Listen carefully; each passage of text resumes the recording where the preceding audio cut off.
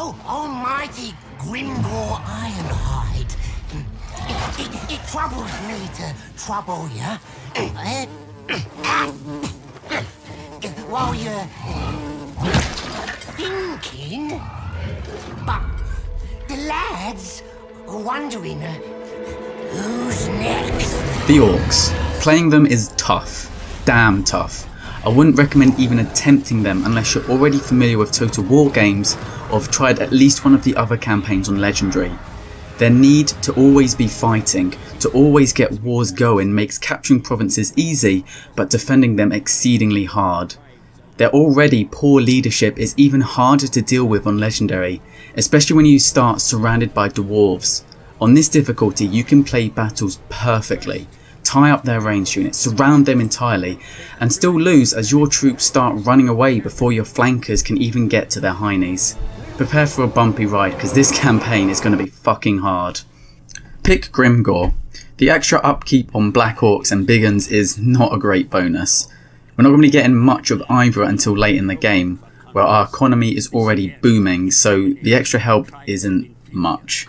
However, it kicks the crap out of Aslaag's bonuses. A 10+ bonus to diplomatic relations with undead factions is not going to be enough to stop them from hating our guts. As soon as we start, push towards the Red Fang army and fight them on the map. Position your Doom Diver on the hill protected by your infantry. The artillery will force them to come to us. When we get in range, we need to move quickly. The Wolf Chariot's not going to be that much of a threat. The enemy will keep them in skirmish mode, firing only 6 arrows at a time, and with no fear of them attacking in melee, we can safely ignore them. Get your goblins to fire on one of their archer units, whilst your boar boys chase down the other. Send Grimgor to headhunt. He can easily outduel any other orc commander. As the fighting continues, try to wrap your infantry around.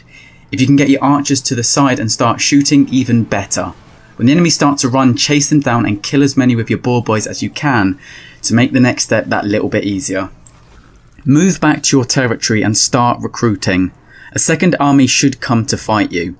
The only time this seems not to happen is if you absolutely trounce them in the first fight. In this case, recruit some units and start raiding the Red Fang's territory close to Iron Rock. We want to piss them off and make them come to us. Stretch your units out into a long line. We don't want to hit them like a brick, but rather like a net.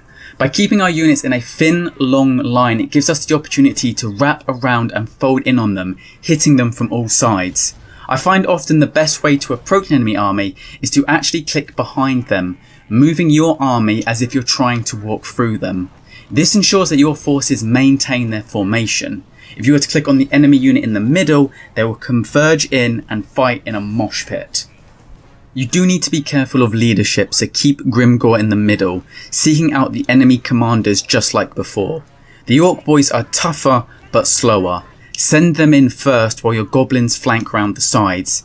They are slightly faster and have a larger number of units, so excel far better at this. If the enemy comes in waves like they did here, reform your troops and hit the second lot in exactly the same way. It might be an idea to keep your boar boys running down routing units, however, to stop them from returning to the fray. We're left in a precarious situation now, with dwarves to the north and south and remnants of the Red Fangs just below us too. Make what negotiations you can with neighbouring clans. The more of them at war with the dwarves, the more resistance they're going to face when they inevitably start making their way down south. Start moving southwards to finish off the Red Fangs and start taking out Crag Azul. We can't fight a war on two fronts, so we want to clear out what's below us. By controlling the edge of the map, we ensure a natural border on this side. Now there's a good chance we're going to lose Iron Rock, and this is going to be a recurring theme of this campaign. Taking settlements but not being in a position to defend them. As such, we're going to be doing a lot of occupying and looting. If you notice an army headed for an immediate warpath with one of your unprotected provinces, demolish what buildings you can to get that cash surplus, as well as to deny it from the enemy. As long as we can keep and defend Black Crag, we're in a good position. Orc armies tend to be on the cheaper side compared to most, so it's not unfeasible to muster a second army to defend our capital. Keep on raiding south and we should get a Waaagh going before long. Now, correct use of a Waaagh army makes or breaks us in this campaign. Our Waaaghs will always move as if it was the faction that takes its turn immediately after ours. As such, we can position our armies next to a hostile one and task our Waaagh army to take it next turn. This will see us coming in as reinforcements and allow us to double team up on the enemy.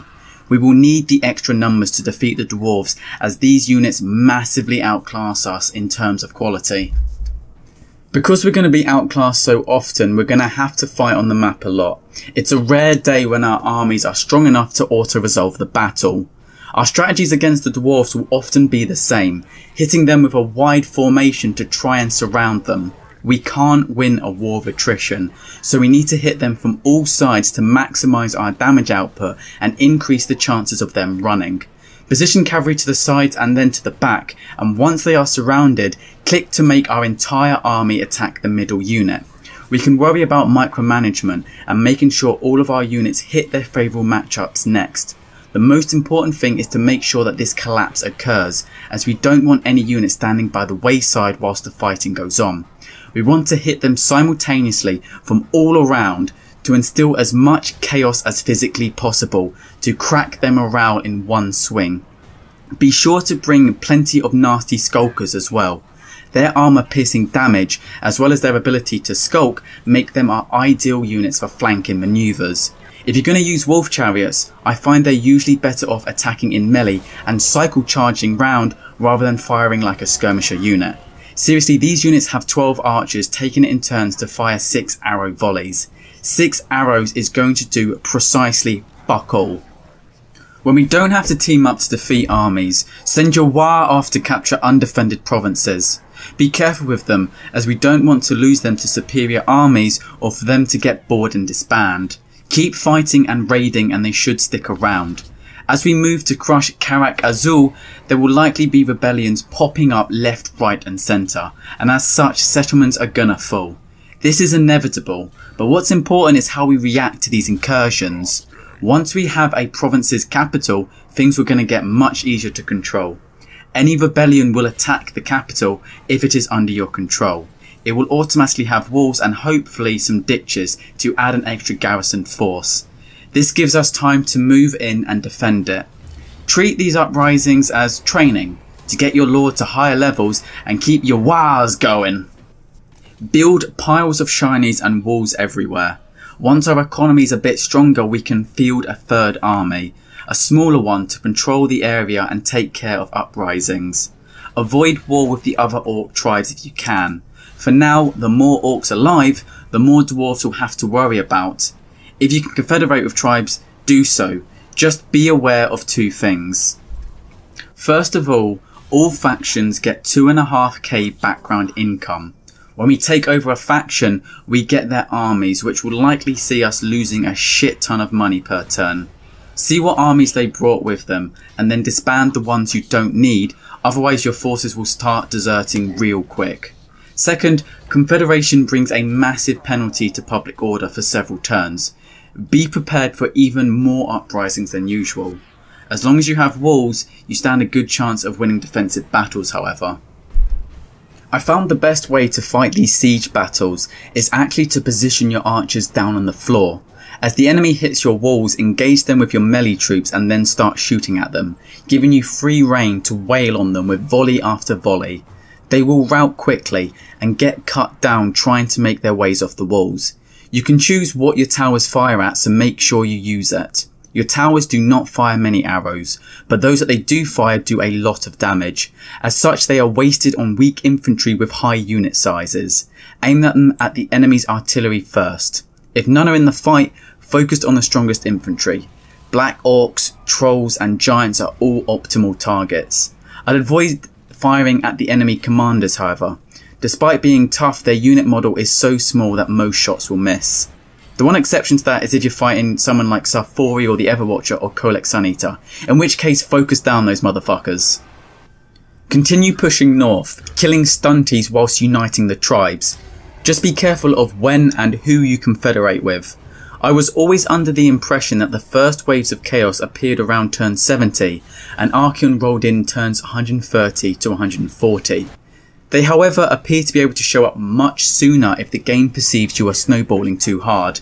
In my playthrough here, I expanded far too quickly, which meant they first started to turn up at turn 55 and Archaon reared his ugly head at turn 70, immediately after I confederated with the bloody spears.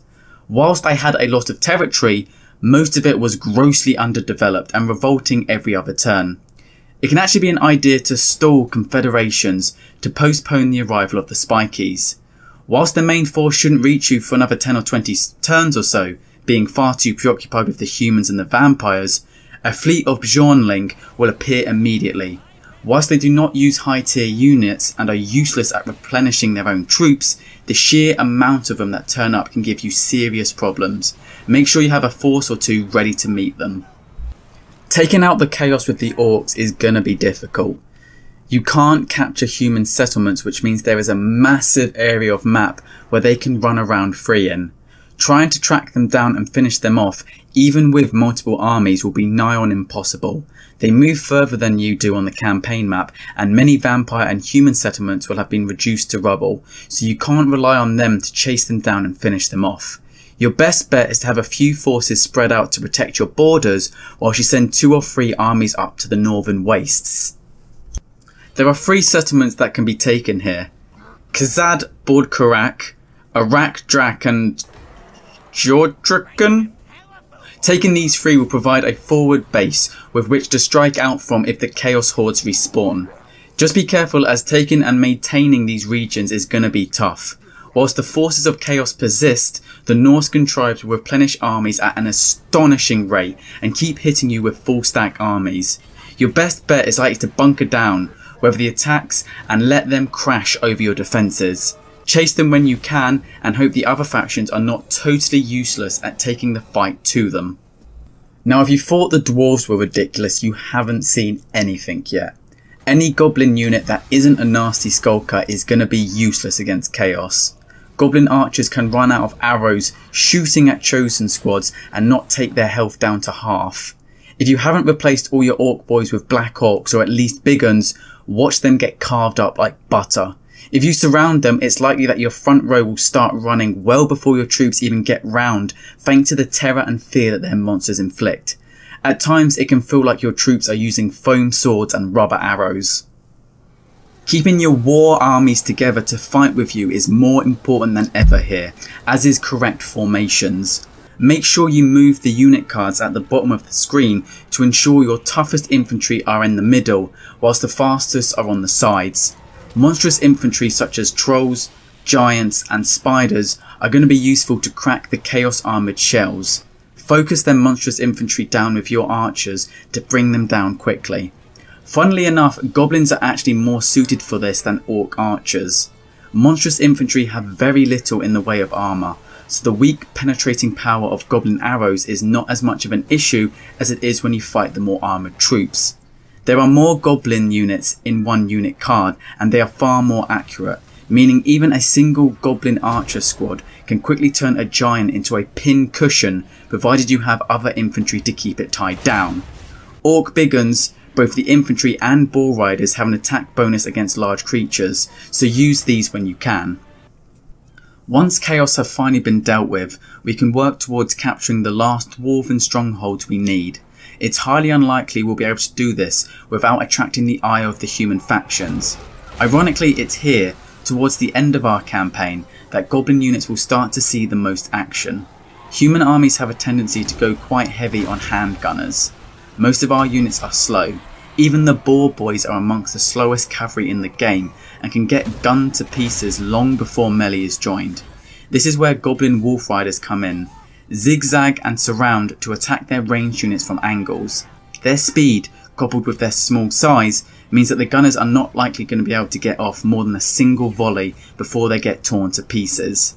There's also something hilarious in seeing a goblin unit, one of the weakest and cheapest in the game, rack up close to 300 kills in a single battle.